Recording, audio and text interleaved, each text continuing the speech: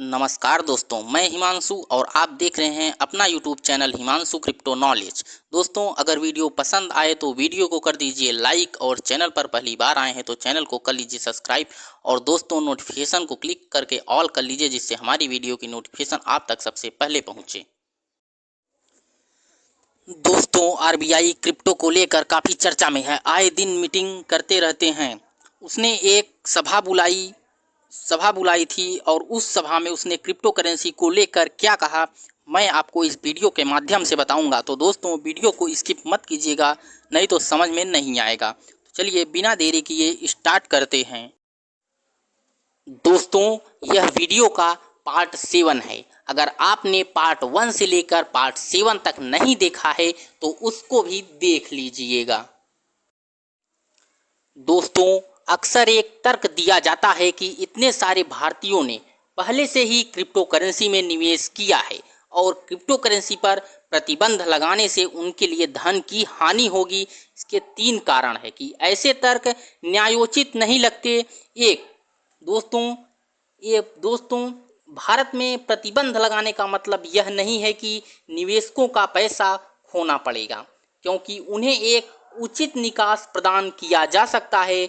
दूसरा है दोस्तों, जिन लोगों ने इन उपकरणों में निवेश किया है वे इसमें शामिल जोखिमों से पूरी तरह वाकिफ हैं। रिजर्व बैंक करीब 1 दशक से निवेशकों को जोखिमों के प्रति आगाह करता आ रहा है। सरकार की एक अंतर मंत्रालयी समिति ने क्रिप्टो करेंसी पर प्रतिबंध लगाने की सिफारिश पिछले 3 वर्षों से व्यापक रूप से की है। जैसा कि यह तथ्य था कि क्रिप्टो करेंसी विनियमित उत्पाद नहीं है और कोई निवेशक सुरक्षा मानदंड नहीं है।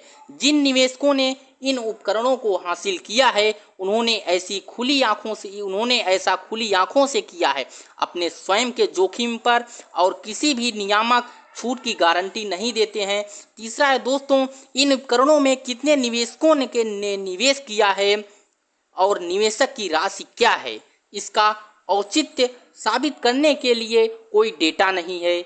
अनौपचारिक रूप से एकत्र किए गए डेटा के संकेत से मिलता है कि भारतीयों द्वारा क्रिप्टो निवेश कहीं भी महत्वपूर्ण नहीं है। हालांकि विकास की गति में इसे भविष्य में चिंता का विषय बना सकती है। यह डेटा दिखाया कि 5 में से 4 निवेशक खातों में 10,000 रुपये से कम का निवेश किया है, जिसका औसत आकर 1566 रुपये है। धन की हानि, अगर यह एक संभावना है, इन निवेशकों को केवल एक छोटे से अंश को प्रभावित करने की संभावना है। दोस्तों, दिलचस्प बात यह है कि केंद्रीय स्वामित्व क्रिप्टो करेंसी की विशेषता प्रतीत होती है। टेलीग्राफ में प्रकाशित जनवरी 2023 की रिपोर्ट के अनुसार उद्योग के आंकड़ों के अनुसार सभी बिटकॉइन का लगभग 13% केवल 100 से अधिक व्यक्तिगत खातों के हाथों में है। उन्हें क्रिप्टो वेल कहा जाता है। इस तरह के केंद्रीय स्वामित्व आमतौर पर रचनाकारों या शुरुआती निवेशकों द्वारा वैकल्पिक मौद्रिक प्रणाली होने के लिए कम से कम उम्मीद की जाती है। दोस्तों, उस प्रणाली को हेरफेर करने के लिए प्रवण बनना होगा। क्रिप्टो करेंसी पर प्रतिबंध नहीं लगाया जाना चाहिए क्योंकि प्रतिबंध के प्रभावी होने की संभावना नहीं है। यह एक सही तर्क है। कोई यह भी तर्क दे सकता है कि प्रतिबंध के बावजूद नशीले पदार्थों की तस्करी एक व्यापक घटना है और इसलिए मादक पदार्थों की तस्करी को वैध और विनियमित किया जाना चाहिए।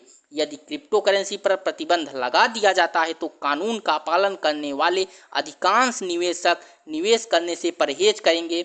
वे कुछ तत्व जो निवेश करना जारी रखेंगे अनिवार्य रूप से एक अवैध गतिविधि कर रहे होंगे।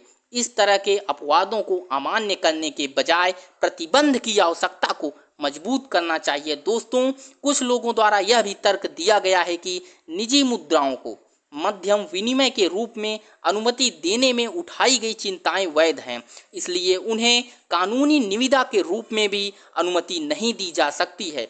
लेकिन एक निवेश संपत्ति के रूप में अनुमति दी जानी चाहिए। यह तर्क किसी वास्तविक विश्वास की तुलना में आशा के साथ अधिक प्रतीत होता है उन्हें मुद्रा के रूप में अनुमति नहीं देना होगा। अभी भी मूल्य के भंडार के रूप में उपयोग की जाने वाली क्रिप्टो करेंसी की राशि होगी। दोस्तों, लेन देन की मांग की तुलना में मुद्रा की मांग का स्टोर ऑफ वैल्यू मांग अधिक महत्वपूर्ण स्रोत है। इसे समझने के लिए केवल सावधि जमा की मात्रा की लेन देन संबंधी जमा राशि से तुलना करने की आवश्यकता है। यदि क्रिप्टो करेंसी को मूल्य के भंडार के रूप में उपयोग किया जाता है तो वह चिंताएं फिर से उत्पन्न होती हैं। इसके अलावा रुपए के मूल्य के विपरीत जो मौद्रिक नीति और कानूनी मुद्रा के रूप में इसकी स्थिति से जुड़ा हुआ है। दोस्तों, क्रिप्टो संपत्तियों का मूल्य पूरी तरह से इस उम्मीद पर निर्भर करता है कि अन्य लोग भी उनका मूल्यांकन करेंगे और उनका उपयोग करेंगे। चूंकि मूल्यांकन काफ़ी हद तक उन विश्वासों पर आधारित है जो अच्छी तरह से स्थिर नहीं हैं। यह एक देश का मौद्रिक और राजकोषीय स्थिरता पर एक अस्थिर प्रभाव डालने के लिए बाध्य है, भले ही इसे कानूनी निविदा के रूप में संचालित करने की अनुमति न हो। दोस्तों, अगर वीडियो पसंद आया हो तो वीडियो को लाइक, शेयर और चैनल को सब्सक्राइब करके बेल आइकन प्रेस करके ऑल पे जरूर क्लिक करें।